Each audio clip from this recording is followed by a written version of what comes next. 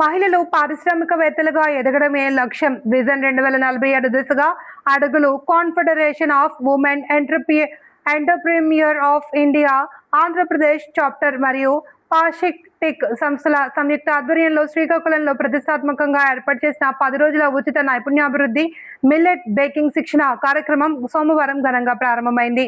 Australian ప్రభుత్వ సహాయంతో మద్దతు పొందుతున్న ఈ కార్యక్రమానికి శ్రీకాకుళం శాసనసభ్యులు గొండు శంకర్ ముఖ్య అతిథిగా విచ్చేసి మహిళా ప్రతినిధులతో కలిసి జ్యోతి ప్రజ్వలన చేసి ప్రారంభించారు. ఈ శిక్షణ కార్యక్రమాలు జూలై 13 నుండి జూలై 22, 2026 వరకు ప్రతిరోజు ఉదయం 10 గంటల నుండి సౌకర్యార్థం 2 వేదికల్లో అనగా 80 అడుగుల రోడ్డులోని జిల్లా పార్టీ కార్యాలయం మరియు డే అండ్ నైట్ జంక్షన్ సమీపంలోని అంబేద్కర్ ఆడిటోరియంలో నిర్వహించబడతాయి. ఈ సందర్భంగా ఎమ్మెల్యే గొండు శంకర్ మాట్లాడుతూ శిక్షణ పొందేందుకు విచ్చేసిన మహిళలకు హృదయపూర్వక అభినందనలు తెలియజేశారు. ప్రధానమంత్రి నరేంద్ర మోడీ వికసిత్ భారత్ 2047 మరియు ముఖ్యమంత్రి నారా చంద్రబాబు నాయుడు దార్శనికతతో కూడిన 2047 డాక్యుమెంట్స్ ద్వారా తెలుగువారు ప్రపంచంలోనే నెంబర్ 1 స్థానంలో నిలవాలి అనేదే ప్రభుత్వ ప్రధాన లక్ష్యమని పేర్కొన్నారు. మహిళలు ఆర్థికంగా నిలదొక్కుకోవడానికి ఇదొక సువర్ణ అవకాశమని, ఈ ఉచిత శిక్షణ కార్యక్రమంలో పాల్గొనడానికి ఆసక్తి గల వారు తమ పేర్లను నమోదు చేసుకోవడానికి 8074149141 నెంబర్ను సంప్రదించాలి అని కోరారు. డాక్యుమెంట్ తయారు చేసుకున్నాం. అంటే 2047 కల్లా భారతదేశం ప్రపంచంలో నెంబర్ 1 అవ్వాలి, ఆంధ్రప్రదేశ్ దేశంలో నెంబర్ 1 అవ్వాలి, తెలుగువారు ప్రపంచంలో నెంబర్ 1 అవ్వాలనే ఉద్దేశంతో ఎక్కడున్నా పై స్థాయిలో ఉండాలని గౌరవ ముఖ్యమంత్రి వర్యులు ఒక డాక్యుమెంట్ ప్రోగ్రాం పెట్టుకున్నాం. సో ఇవన్నీ సాధించాలంటే మనకి ప్రతి ఇంటికి ఒక ఎంటర్ప్రైనర్ తయారవ్వాలి. నేను ఇలా చెప్తుంటే వ్యాపారవేత్త తయారవ్వాలని ఇలా చెప్తుంటే చాలా మందికి ఎప్పుడే డౌట్స్ మొదలయ్యాయి. ఎక్కడమ్మా ఇది సాధ్యం అవుతుంది, వ్యాపారాలు అంటే మనమే చేయగలం, మన వల్ల ఎలాగవుతుంది, ఏదో వెళ్ళి ఒక దగ్గర పని చేసుకొని వచ్చేయగలం కానీ వ్యాపారాలు చేయమంటున్నారు, ఇదే పరిస్థితి ఎక్కడ అవుతుందని అందరికీ డౌట్స్ వచ్చాయి. ఇదే డౌట్స్ 1995, 97, 2000 మధ్యలో డ్వాక్రా సంఘాలు పెడితే ఇదేంటమ్మా ఈ ముఖ్యమంత్రికి ఏం పని లేదా, ఇంట్లో ఉన్న ఆడవాళ్ళని ఈదులోకి లాగుతున్నాడు, మా అత్తమామలను పంపించరు, మా ఆయనను పంపించరు, అసలు ఆడవారు బయటికి వెళ్ళబెట్టి మీటింగ్లు ఏంటి, బ్యాంకులు ఏంటి, మగవాళ్ళు లేరా బ్యాంకు నుండి డబ్బులు తెచ్చుకోవడానికి, ఆడవారికి ఇదేం పని అని అన్న పరిస్థితి. ఒక్కొక్క అమ్మకి మీటింగ్కి రమ్మంటే మీటింగ్ కూడా వీధిలో మీటింగ్ కూడా రాని పరిస్థితిలో ఉండేది. మనం 95, 98 మధ్యలో గుర్తు తెచ్చుకోండి అందరూ. అయితే ఇప్పుడు యంగ్స్టర్స్ ఎక్కువ వచ్చారు ఇక్కడికి. మీ అమ్మల్ని కానీ వాళ్ళని అడగండి చెప్తారు.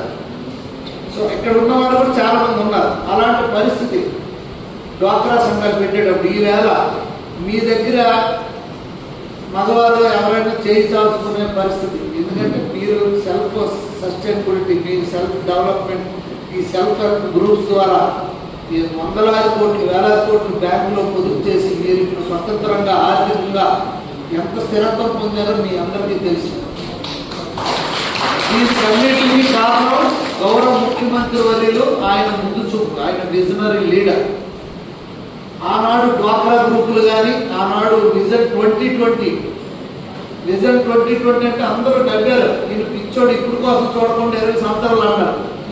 ఈవేళ మీరు హైటెక్ సిటీకి రండి, ఫైనాన్షియల్ డిస్ట్రిక్ట్కి రండి, గచ్చిబౌలికి రండి, అక్కడ బిల్డింగ్స్ చూడండి. మనకు అమెరికా, స్విట్జర్లాండ్, ఫారిన్ దేశాల్లో కూడా అలాంటి బిల్డింగ్స్ లేవు. నేను మొన్న వెళ్ళాను, ఆపరేషన్ టైంలో చూస్తే నాకు ఆశ్చర్యం వేసింది.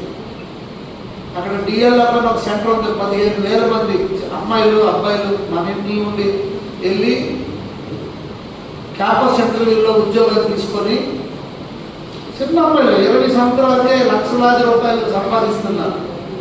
దేశంలోనే అతిపెద్ద సిటీగా హైదరాబాద్ తయారైంది. అక్కడ రియల్ ఎస్టేట్ రంగం, ఫుడ్ కోర్టులు, ఫుడ్ అయితే 1000 ఫుడ్ కోర్టులు ఉన్నాయి అక్కడ. ఆ డిఎల్ఎఫ్లో 15,000 మంది పనిచేస్తారు, 24 గంటలు కూడా 24/7 దానికి ఆదివారం ఉండదు, శనివారం ఉండదు, పండగలు ఉండవు, రాత్రి పొగలు పని చేస్తూనే ఉంటారు. ఆ ఏరియాలోనే 1000 పైచీలకు నేను ఫుడ్ షాప్స్ చూసాను. స్టాల్స్ వస్తుంటారు, తింటూ ఉంటారు, వెళ్ళిపోతున్నారు, తినేస్తున్నారు, వస్తున్నారు. దిగిన దిగుతున్నారు, డ్యూటీకి వెళ్తారు. ఇదంతా కారణం ఏంటంటే ఆనాడు హైటెక్ సిటీ ఒక కొండ ప్రాంతం, మొక్కలు కూడా లేవు, గడ్డి కూడా మొలం ప్రాంతంలో చంద్రబాబు నాయుడు గారు వెళ్ళి కొబ్బరికాయ కొట్టారు. కొడితే అందరూ నవ్వారు, ఇదేంటి కొండ ప్రాంతంలో కొట్టారు. ఆనాడే ఆయన చెప్పారు ఇక్కడ ఒక పెద్ద టవర్ వస్తుంది, ఇక్కడ ఒక ఫ్లైఓవర్స్ వస్తాయి, ఇక్కడ ఇలా రోడ్స్ వస్తాయి, ఇవన్నీ ఆ రోజు ఆయన చెప్పారు.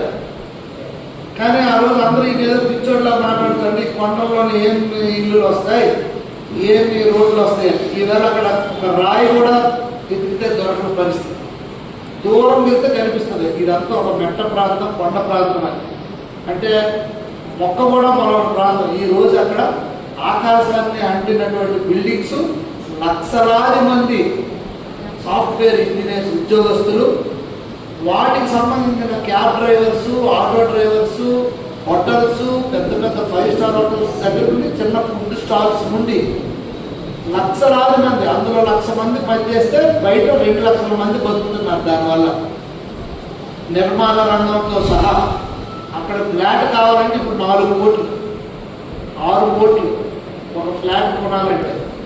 అంటే ఇవన్నీ ఎలా వచ్చాయి? ఆనాడు హైటెక్ సిటీకి చంద్రబాబు నాయుడు గారు ముందు చూపుతో తయారు చేసినందువల్లే 2020 డాక్యుమెంట్. ఈ రోజు కూడా ఆ రోజే మీకు డ్వాక్రా సంఘాలు పెట్టారు. ఇప్పుడు మీ దగ్గర ఉన్న ఏపీఎంసీలు అందరూ వెలుగు డిపార్ట్మెంట్, వీళ్ళందరూ ఎంఏలు ఎంఎస్సీలు అన్నీ చదువుకొని ఉద్యోగాలు రాకపోతే వెలుగు డిపార్ట్మెంట్లో జాయిన్ అయ్యేవారు. 2,000, 1,000, 1,500. ఈరోజు వాళ్ళకు కూడా మంచి శాలరీస్, మంచి జాబ్స్. అలాంటి ఎంతోమంది ఆడవారు కానీ మగవారు కానీ నిరుద్యోగులుగా ఉంటే వాళ్ళకు ఉద్యోగం కల్పించడానికి ఈ సెల్ఫ్ హెల్ప్ గ్రూప్స్ పెట్టి ఈవేళ దేశంలోనే అత్యంత పటిష్టమైన గ్రూప్స్గా ఫైనాన్షియల్ సస్టైన్ ఉండి మంచి సక్సెస్ఫుల్గా రన్ అవుతున్న గ్రూప్స్గా మన రాష్ట్రంలో జరిగాయి. మీరందరూ ప్రశ్నించుకోండి, అప్పుడు ఎలా ఉండేది మన మైండ్ ఆయన చెప్పినప్పుడు. ఇదేం సక్సెస్ అవ్వదు, డబ్బులు ఎవడ కడతాడు పొదుపు, ఇది అవ్వదు, అసలు ఫెయిల్ అయిపోద్ది అన్నారు అప్పుడు ప్రతిపక్షం కూడా.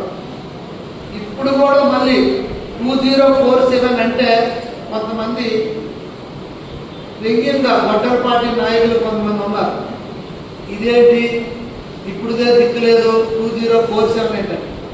ఆనాడు విజన్ 2020 చేసి ఈవేళ మన ఇంట్లో వాళ్ళందరూ కూడా పిల్లలు అక్కడికాడే వెళ్ళి సాఫ్ట్వేర్లో చేసుకుంటున్నారంటే అదే కారణం.